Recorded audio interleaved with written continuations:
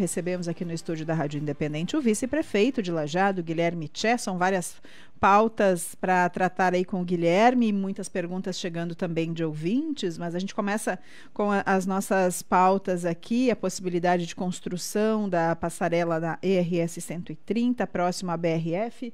Acho que depois a gente vai, ao longo da conversa, falando das outras pautas. Bom dia, tudo bem? Bom dia, Rita. Bom dia, Ricardo. Bom dia aos ouvintes da Rádio Independente. Uma semana com bastante assuntos, né? Bastante coisa acontecendo, mesmo que às vezes o ano começa, a gente brinca, começa só depois do Carnaval. Esse ano já começou no dia 1º de janeiro, né? Mas que bom que é assim, porque a gente precisa, não podemos mais parar, né? Tivemos anos conturbados os últimos aí, agora temos que correr atrás do prejuízo. E estamos aqui para isso, né? Para liderar a cidade nesses momentos de discussões, de polêmicas algumas, mas temos que olhar para o futuro. Bom, passarela da RS ali na BRF, né? O que é importante frisar? O projeto de concessão ele prevê algumas passarelas na região de Lajeado, tá? Tem uma prevista no Floresta, uma prevista ali nas imediações do IMEC, ali perto da rodoviária, algumas já no Santo André, ali mais próximo da 386, né? E um dos pedidos do município de Lajeado é que se desloque essa passarela nas proximidades do IMEC para as imediações da BRF, porque nós entendemos que ali no Florestal com montanha já existe, né, uma travessia ali. Viaduto novo, né? Um viaduto novo, e a demanda maior seria de passagem ali no trevo da BRF. Mas também tem uma coisa que é importante a gente destacar, tá? A intervenção feita pelo município ali no acesso, no novo acesso que foi feito, existe uma passagem inferior, né? Com calçada, devidamente sinalizada, com faixa de segurança para a travessia das vias laterais, e ela passa por baixo da RS.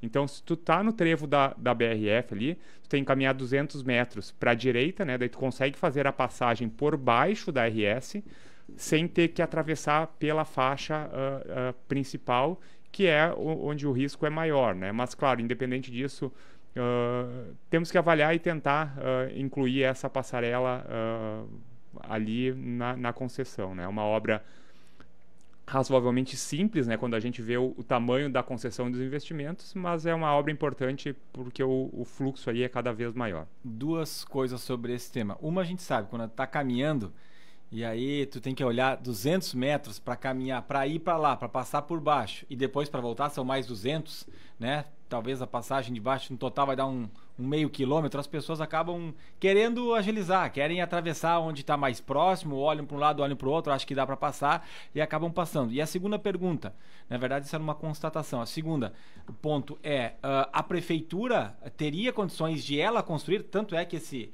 essa obra ali foi uma obra da prefeitura, claro, em parceria com permuta, governo do estado, mas o viaduto que foi construído ali próximo teria a condição de fazer essa passarela, até para sair antes a passarela, porque até sair a concessão, até começarem as obras, teria que ver em que local do período, né, seria feita essa passarela. Talvez demoraria, nós estamos falando de mais de 5 anos para construir algo para esse ponto que tem tanta circulação de pessoas.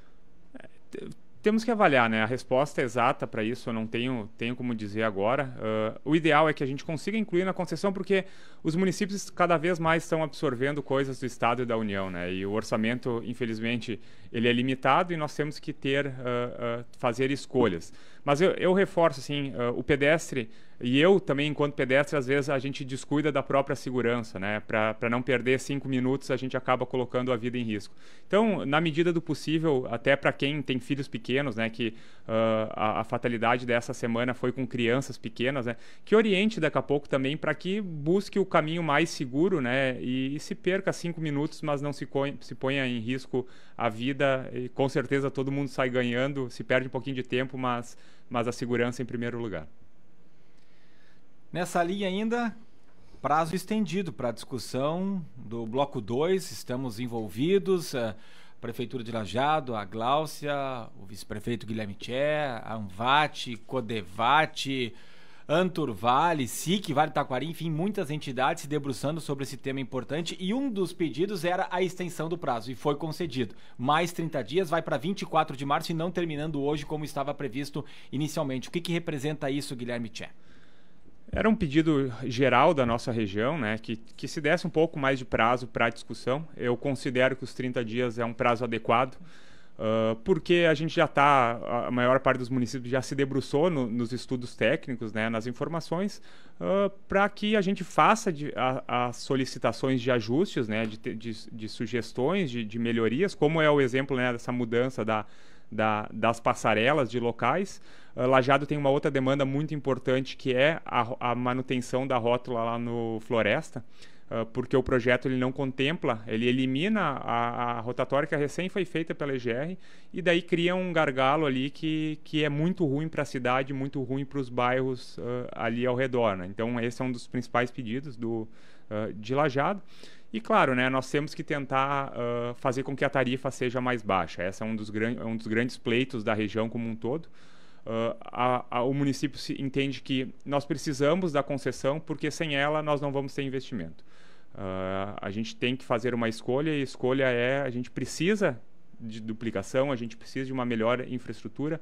A EGR, infelizmente, presta um péssimo serviço, cobra pedágio e presta um péssimo serviço, e nós entendemos que, sendo concedido para a iniciativa privada, a gente vai ter mais investimentos, vai ter estradas melhores.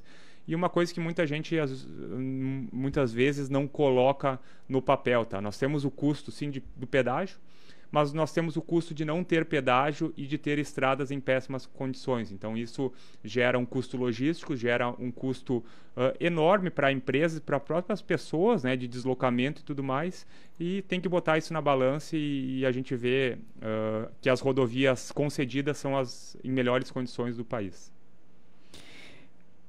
Em relação a 2 contratos, né, o da Corsã e o da Stacione, são 2 pautas aí também bem recorrentes. Então vamos lá. Primeiro, o Stacione, né? Nós estamos, a ideia é fazer uma renovação por 6 meses a 1 ano, não definimos ainda o prazo exato. Em paralelo a isso, vamos fazer ajustes no atual contrato, não só no atual contrato, mas vamos precisar de ajustes na lei que regulamenta o estacionamento rotativo, justamente buscando melhorias no atual modelo, tá? Isso seria para essa renovação agora, essa prorrogação, porque ontem falamos aqui com o Jefferson Jung, que é o gerente da Stacione, ele falou que seria uma prorrogação de 6 meses, com mais 6 meses depois, meio que automático, pelo que deu para entender, mas que por enquanto não tinha nenhuma mudança definida. Seria analisado ainda, já estamos em 21 de fevereiro, o contrato vence em 7 de março. Não, a ideia é fazer as duas coisas em paralelo, tá? Então vão ter propostas de mudanças imediatas que não dependem de alteração da lei, e em paralelo o município vai encaminhar algumas alterações na legislação para adequar o modelo e para regulamentar algumas coisas, tá? Por exemplo, uma coisa que acontece hoje, que é a tal da moto, né, que circula cobrando.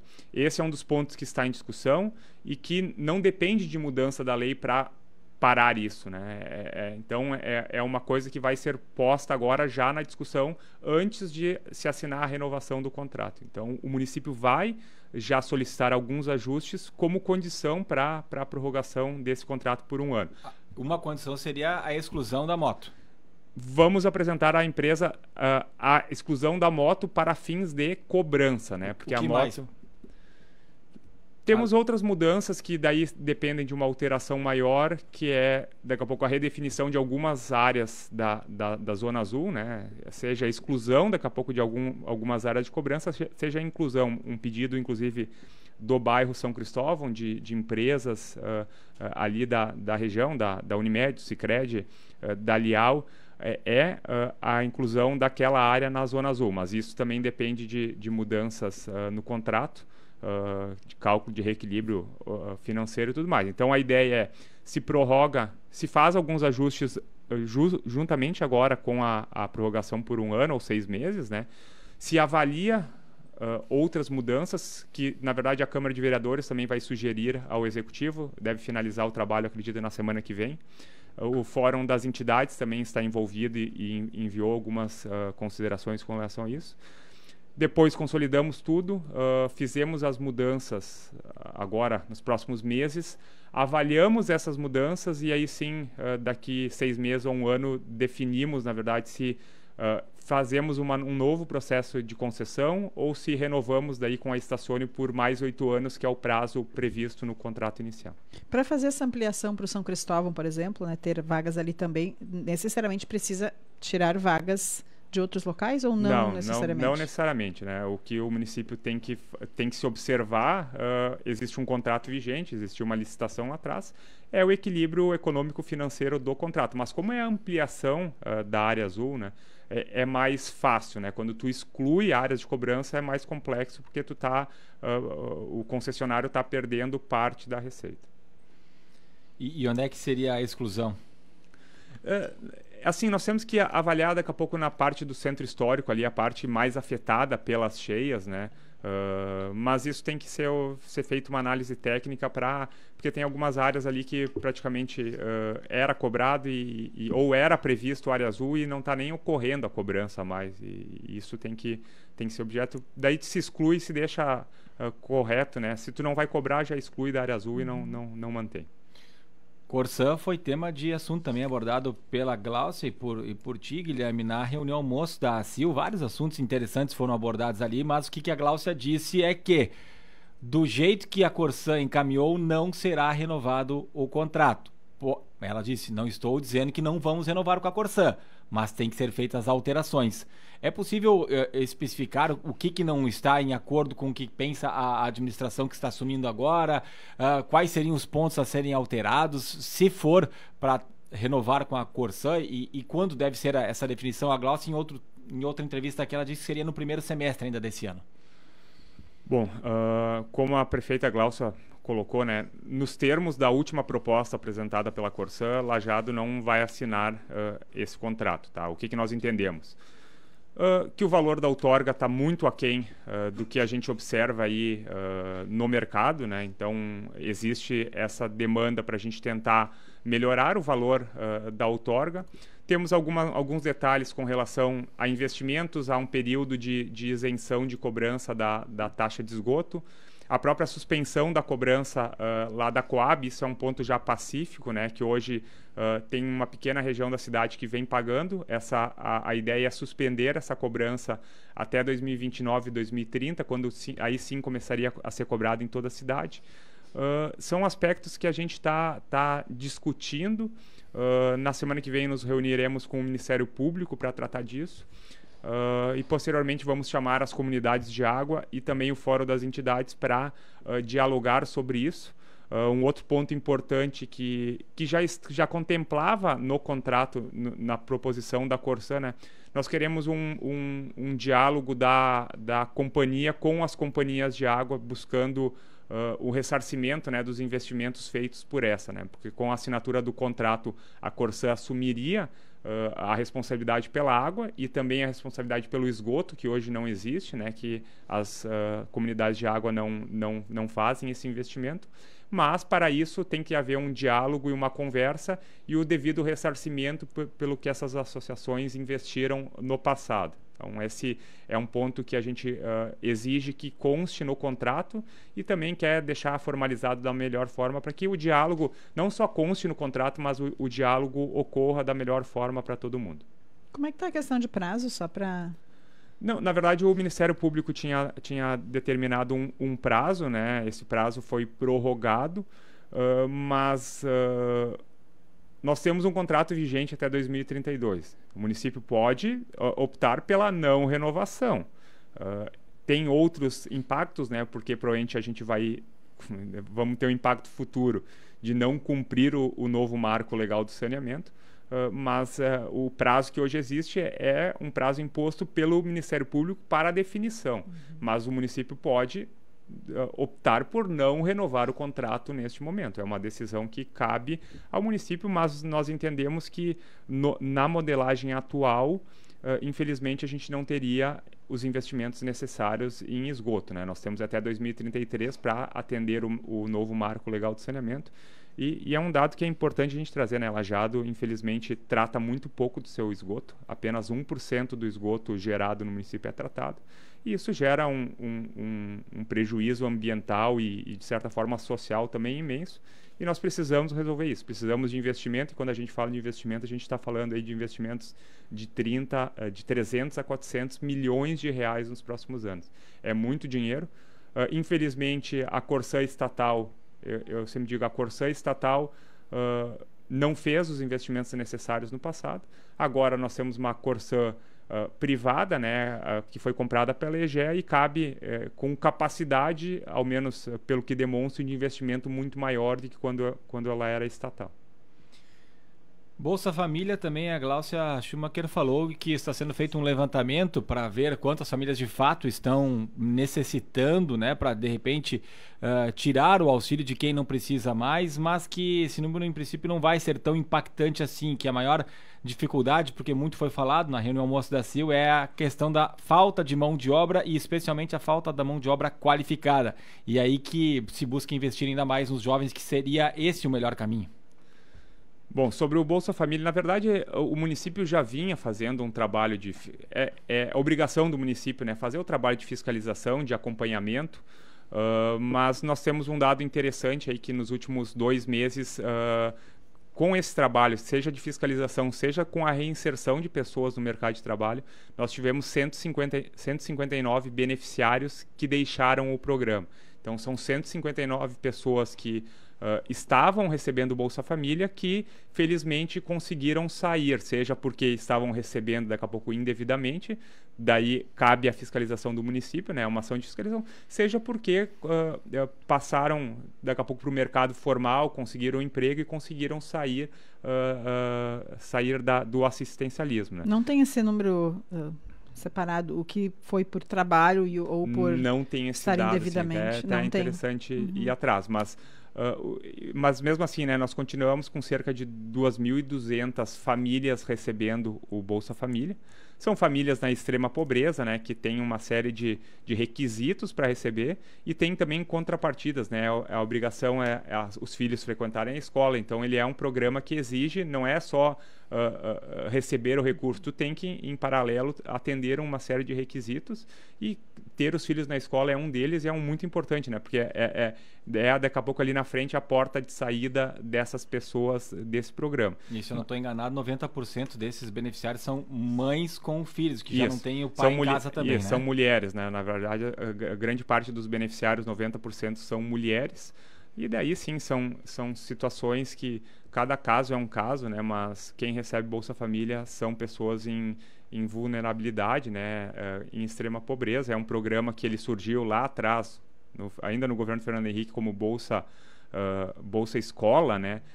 E foi um programa social importante, mas também temos que criar mecanismos, portas de saída para isso. O investimento na educação é uma dessas portas de saída, mas felizmente quando a gente olha Lajeado e o Vale do Taquari como um todo, né, proporcionalmente a gente tem poucas pessoas dependendo do auxílio do Bolsa Família, tá?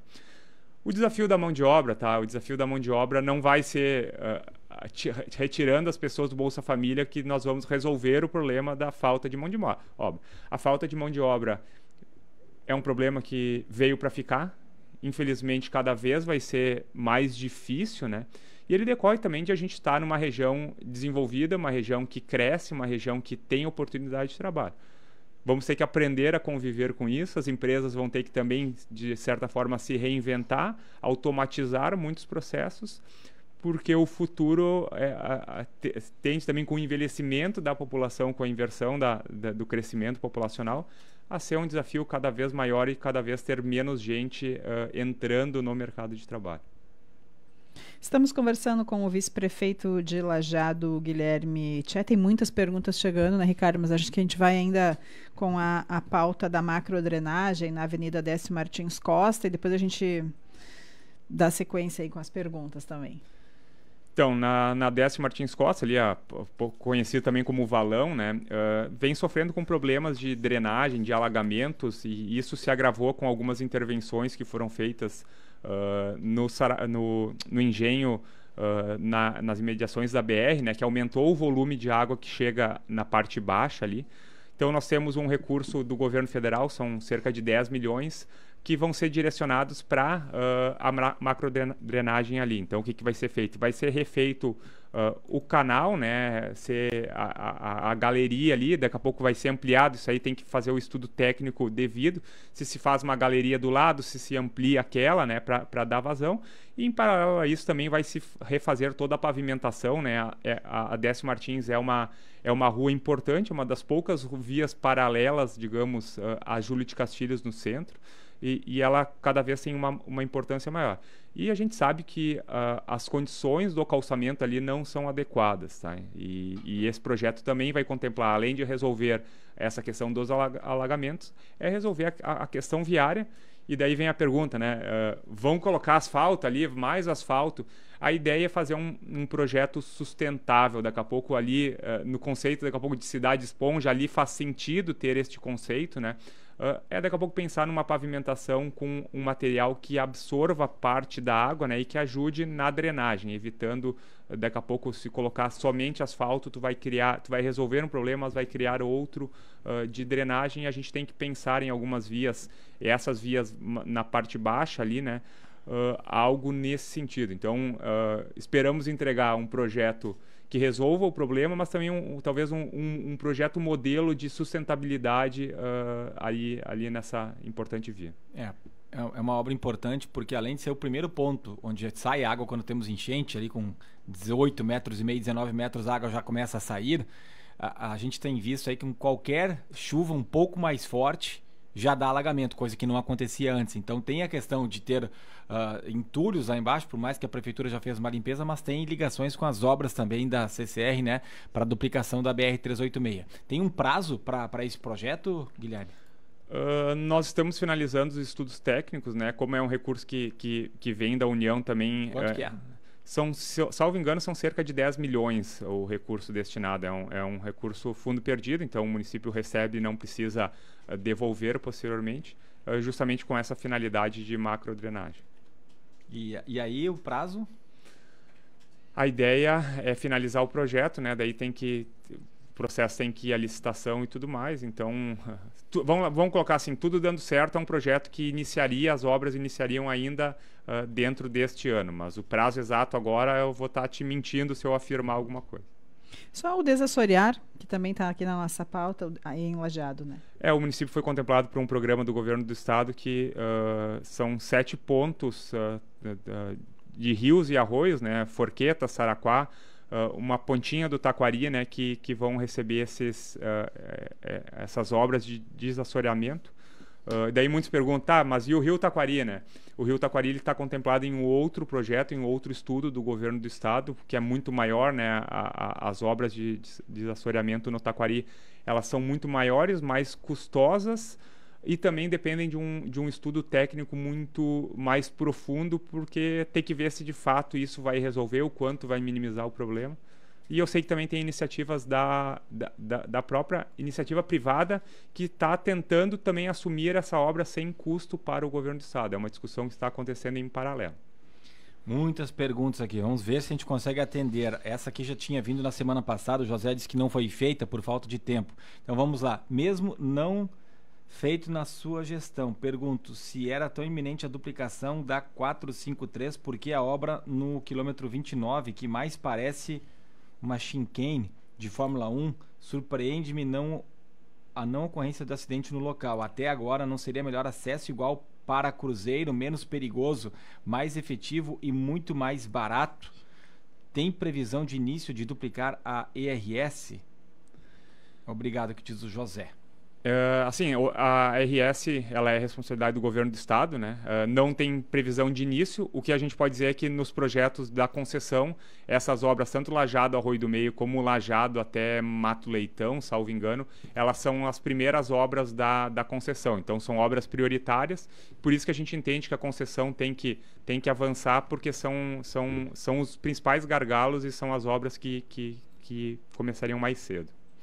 Queria ver novamente sobre as calçadas da rua São Sebastião do Centro. A prefeitura tirou a metade da minha calçada e não refizeram. Já fui na prefeitura, mandaram ligar para o Parque de Máquinas. Isso já faz 3 meses.